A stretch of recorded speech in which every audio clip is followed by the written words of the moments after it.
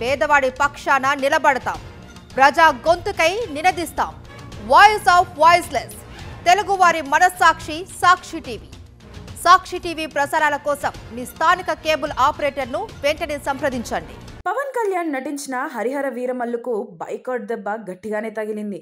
పుష్ప 2 మొదటి రోజు కలెక్షన్స్ 294 కోట్లు దాటేస్తామని చెప్పుకున్న పవన్ ఫ్యాన్స్ కు నిరాశే మిగిలింది. ప్రపంచ వ్యాప్తంగా ప్రీమియర్ షోలతో కలిపి మొదటి రోజు 70 కోట్ల గ్రాస్ కలెక్షన్ మాత్రమే వీరమల్లు రాబట్టింది.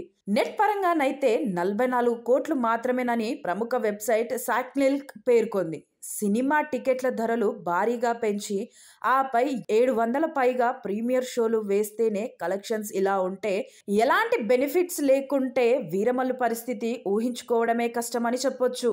వీరమల్లకు బెనిఫిట్ షోల ద్వారా 12.7 కోట్ల నెట్ వస్తే మొదటి రోజు 32.5 కోట్ల నెట్ కలెక్షన్స్ ప్రపంచవ్యాప్తంగా వచ్చిందని సాక్నిల్ పేర్కొంది.